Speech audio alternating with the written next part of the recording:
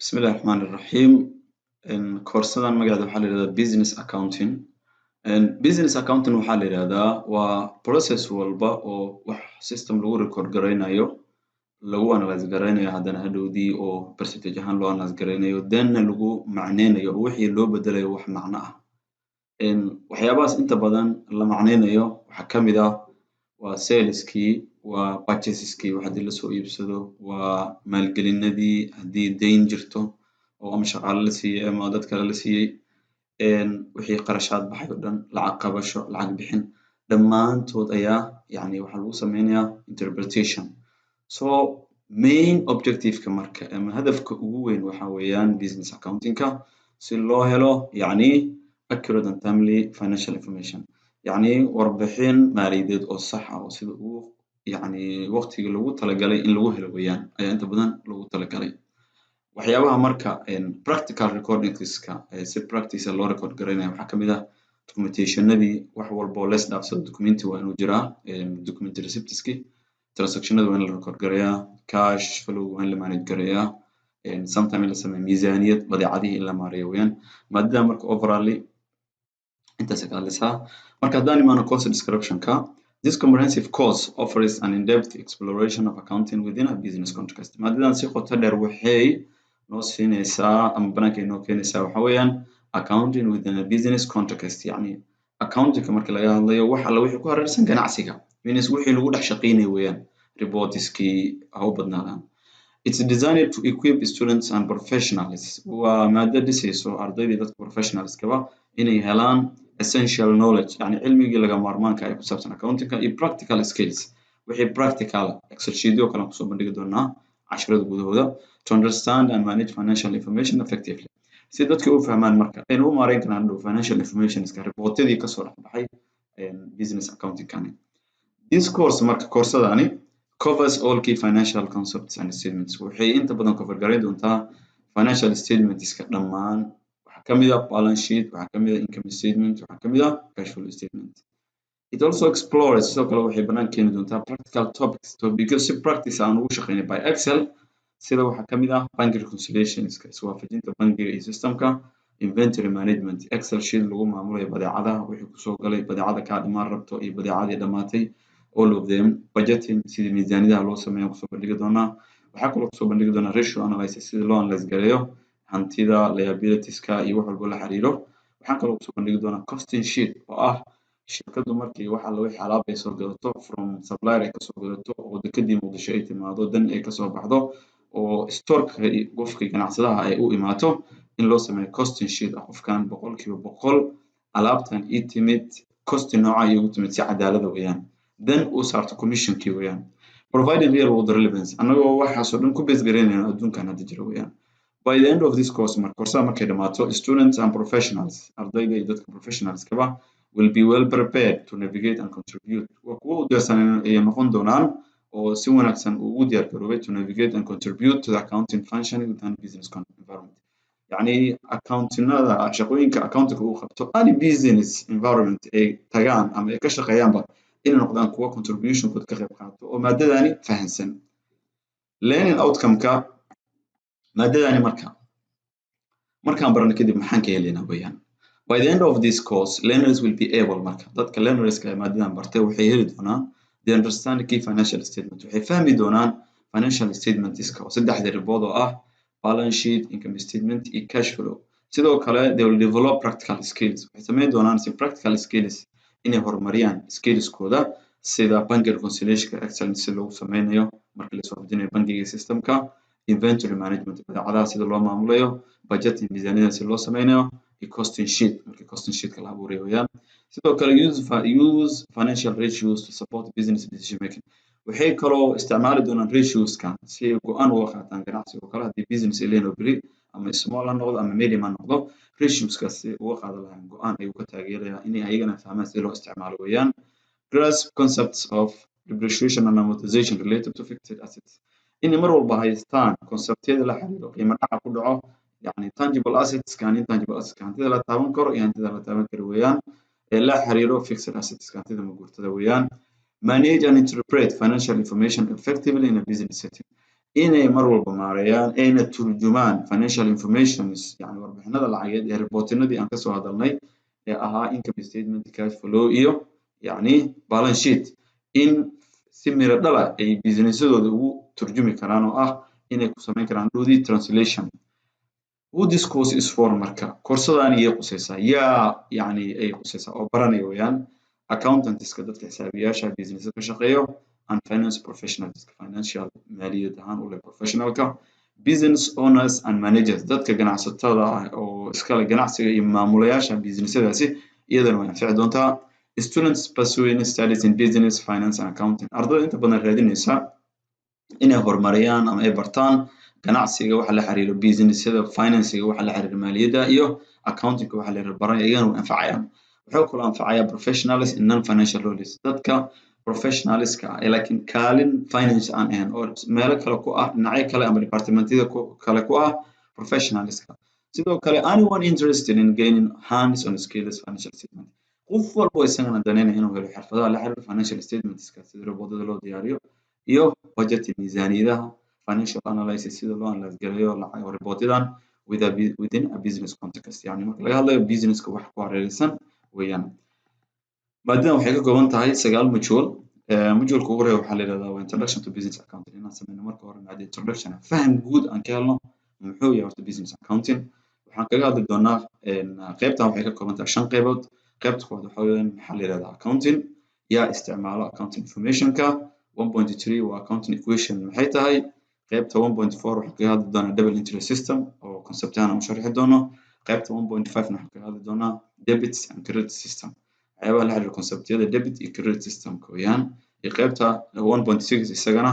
excel sheet aan kusoo bandhigi doono yani how to record sida loo record gareeyo transactionada excel sheet aan kusoo bandhigi doono. qaybta labaad module 2ga waxaan ku baran doonaa financial statement overview reportyadii oo muhiim ku ahaa shirkadda oo ahaa balance sheet income statement and cash flow in overview aan ka sameeyna iyagana oo yani si kooban aan uga hadalno ayaan ku baran doonaa qaybtan. qaybtan waxay ka kooban tahay marka iyadana 4 qaybood oo kala ah 2.1 basic understanding of financial statement horta maxaa la yiraahdaa financial statement inaan ku barano. 2 understanding balance sheet reportada balance sheetka iyo waxa ku dhex jiro wixii inaan barano. waxaan kaloo ku baranaynaa 2.3 understanding the income statement inaan barano income statementiga wuxuu yahay iyo qaybta kale ah understanding the cash flow statement cash flowga isagana wuxuu yahay inaan ku barano weeyaan. iyo ayagoo waxaan kusoo bandhigi doonaa 2.5 excel sheet practically sida loo kala jaro formulooyinka mid walba sida uu shaqeeyo iyo macna ahaanba. module 3 oo chapter saddexaad waxaan ku baran doonaa isagana ratio analysis in la sameeyo analysis reportada inaan u sameyno analyzation boqolkiiba meequu ka yahay x marka loo eego y ratiodas inaan sameyno assets marka loo eego liability boqolkiiba meequu ka yahay expenses marka loo eego boqolkiiba meequu saleska ka yahay analysis inaan sameyno weeyaan.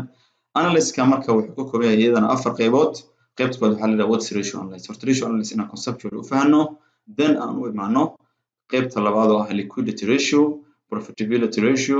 iyo solvency ratios kadibna waxaan kusoo bandhigi doonaa ayagoo analyzation iyo mid walba ula socdo macnahoodii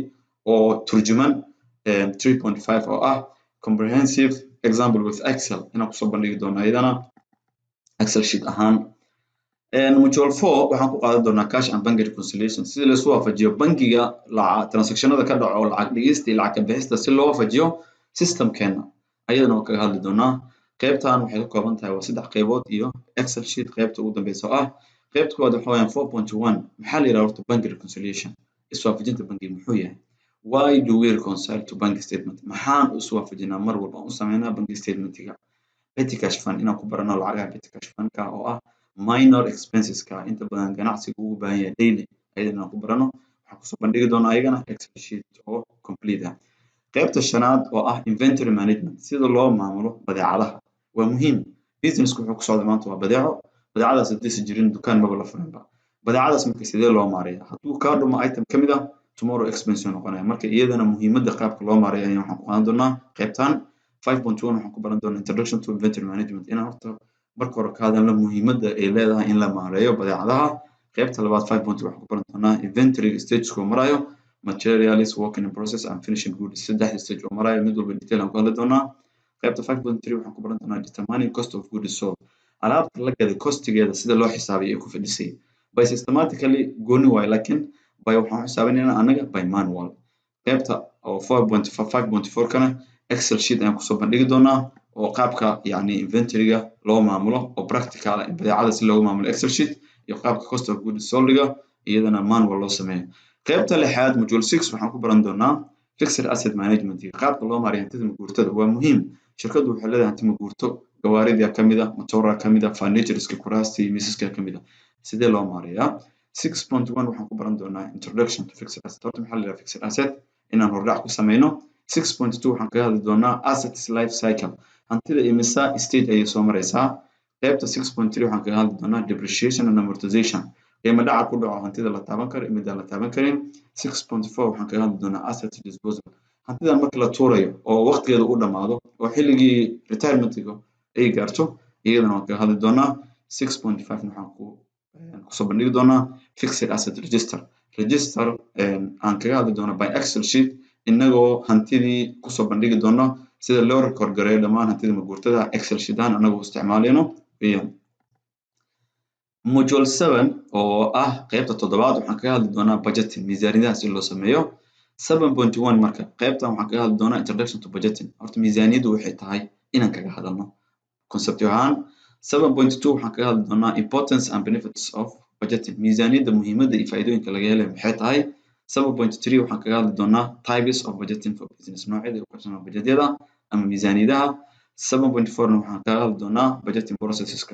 markii la sameynayo miisaaniyadaha iyo 7.5 oo ah comprehensive example with excel in si deeply aan ugu soo bandhigi doono excel markii la diyaarinayo miisaaniyada xagee laga soo qaataa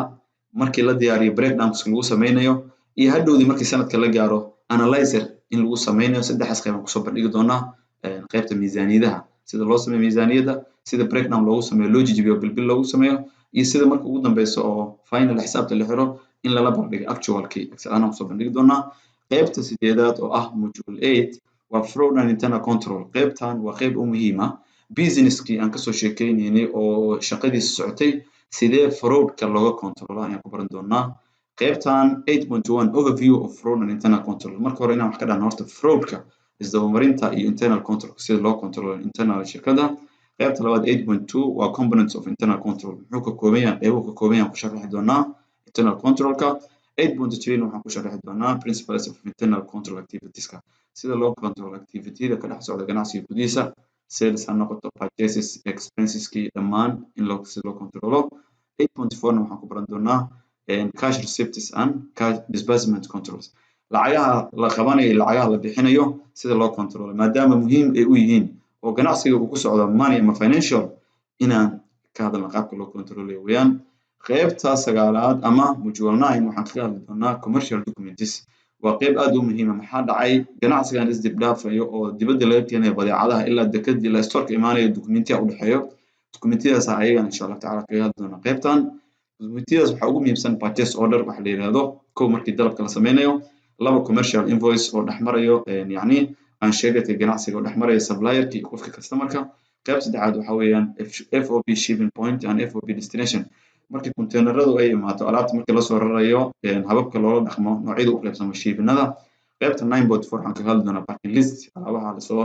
dirayo yani listigooda macnaha ayadana ku fadhiso 9.5 waxaan kaga hadli doonaa bill of lading and telex release alaabta markii la soo fasaxayo containerka dekada laga soo fasaxayo adii lagu soo fasaxay ganacsada ahaan ayadana maxaa loola jeedaa 9.6 waxaan kaga hadli doonaa letters of credit yani mar alla markii la rabo qofka supplier-ka ay qofka customer-ka alaabta ka iibsanayo markaysan is aqoonin uuna rabo badeecad uu ka gato qofka customer-ka yaa u dhaxaynayo concept aan kaga hadli doono letter of credit ayaan kaga hadli doonaa tan aan kaga hadli doonaa iyaguna excel sheet mid walba kusoo bandhigi doonaa purchase of order-ki commercial invoice-ki packing list-ihi mid walba qaabka u shaqeeyo ayaan kusoo bandhigi doonaa by excel ahaan so overall course-dani business accounting intaanay soo koobaysaa